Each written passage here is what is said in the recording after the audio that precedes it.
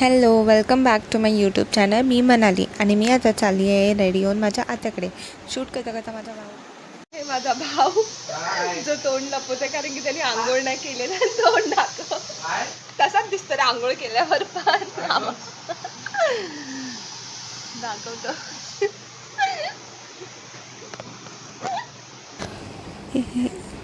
आता मी मम्मीवर बोलते की चल मम्मी रॅपिडो आली. मी वैतागत होती की चल बाय, पण नाही. ही मम्मीला आता माझ्या सगळ्यांना बाय केल्याशिवाय जायचं नसतं. माझ्या फ्लोअरवर सगळे माझे नेबर्स आहे. एक गुज्जू आंटी आहे, एक बडी मम्मी आहे, एक आई आहे. हे सगळे माझे फॅमिलीसारखे आहेत. हे सगळे नेबर आहेत माझे. पण ह्या लोकांना सगळ्यांना बाय केल्याशिवाय मम्मी काय निघत नव्हती. आणि तिला मी बोलत होते की मम्मी तू ना ठुणूक ठुणूक भोपळा वाटतेस, जशी तू चालतेस. तिला पायांचा त्रास आहे तर ती ना अशी क्यूट बदकासारखी चालते, तर मी तिला क्यूट भोपळा बोलत होती. आणि त्याच्यात ना ती शॉर्ट कुर्ती घातला आहे तर ती ना दहिकाल्यातला राजा वाटत होती. मी तिला बोलत होती की मालवणीमध्ये दहिकाल्यातला राजा वाटतेस करून. आणि आता आम्ही भेटलो, बसलो फायनली रॅपिडोमध्ये. आणि तुम्ही बघू शकता की थोडंसं ना बाहेर पाऊस येतो आहे. तर माझी मम्मी बोलते की छत्री घ्यायला पाहिजे होती. पण मला नाही कळलं की छत्री का पाहिजे. आम्ही इथून तिथे जाणार होतो फक्त बिल्डिंग खाली. माझ्या आत्याने मस्त गरमागरम कॉफी दिली, कॉफी पियाली मी. आणि आता मी माझ्या भावाला म्हणवलं की चल चल चल जाऊया. माझ्या फ्रेंडकडे जायचं होतं मला. माझा भाव मी जेवढा टाईम घेत नाही ना रेडी व्हायला तेवढा हा घेतो. हा माझा कझिन भाऊ आहे. हे आमचं बाजूबाजूला घर आहे. ते माझ्या आत्याचं घर आहे आणि माझ्या काकाचं घर आहे. एकाच बिल्डिंगमध्ये राहतात. आता आम्ही निघालो फ्रेंडकडे. तिला छोटीशी बेबी झाली आहे पण ती मी दाखवू शकत नाही कारण ती खूप छोटी बेबी आहे. आणि मग आता फायनली जाऊन आलो आम्ही घरी.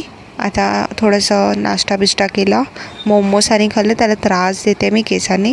आणि इथे मी तुम्हाला दाखवते माझी मम्मी आणि आत्या बसलेत. हे लोक पंचायत करते. हे लोक ना जुने फ्रेंड्स आहेत लग्नाच्या आधीपासूनचे. आणि हे म्हणजे काका. माझ्या मम्मीचं लव्ह मॅरेज नाही आहे. आणि आता मी चालली घरी. खूप दमले. विचार केला जाऊन झोपीन, पण नाही गाईस, नाही. माझ्या घरी ना फिश बनवलं होतं जे की मी दुपारी खाल्लं होतं. तर मी जे दुपारी खाल्लेलं ते मला खायचं नव्हतं संध्याकाळी. मी पूर्ण दिवस आज घरी म्हणजे काम नव्हतं, काय नव्हतं, तर असं मला सकाळी खाल्लेलं संध्याकाळी खायला नाही आवडत होतं. आणि मी लेट पण जेवली होती. तर मी विचार केला काय खाऊ. मग मला आठवलं की आमच्याकडे बनवलं आहे ब्रेड नाही, पिझ्झा ब्रेड आहे. तर विचार केला की 2 मिनटात पिझ्झा ब्रेड तर होईल. आणि मी बघितलं माझा ॲप्रन आणि कुर्ता सेम वाटतं आहे. त्याच्यात माझा भाव कमेंट करतो आहे की तुझं ॲप्रन ना पिलो कवर वाटतं, हे वाटतं. म्हणजे तुला विचारू दे किंवा नको विचारू, तुझं बोलणं गरजेचं आहे, तुझं हकणं जरुरी आहे. आता मी विचार केला चला कांदा तर कापायचा आहे, फक्त कापायचं पण नाही आहे आपल्याला. त्या ह्याच्या ब्ल्यू कलरच्या कटरमध्ये टाकायचं आणि ते कापलं जाणार ऑटोमॅटिकली. पण नाही गाईस, इथे मी माझं पूर्ण डोकं यूज करून ते लावत होते उलटं मंद बदकसारखं, पण ते लागलं नाही. मग नंतर मला कळलं की बाबा ते वरती झाकणाला नाही लावायचं, ते कंटेनरला लावायचं आहे. मग कसं करून मी ते कांदा कापायला घेतला आणि ते तुटलं गाईस. तर मला चुपचाप कांदा स्वतःने कापायला लागला आणि माझा पिझ्झा रेडी. बाकी मी रेसिपी काय नाही ठेवली त्याच्यामध्ये. आणि आता आपण विचारूया माझ्या मम्मीला की पिझ्झा कसा वाटला. माझी मम्मीला माझं बनवलेलं सगळं पदार्थ खायला आवडतात.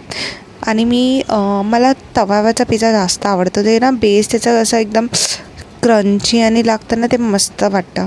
आता माझ्या मम्मीचं रिॲक्शन बघूया आपण. ठीक आहे, बाय.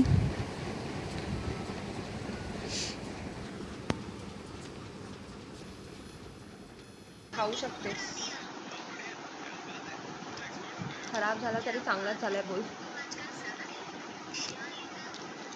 चांगला झाला, जोरात आहे बोल. मग चांगलं आहे काय सगळं तोंडाला लावून खाते.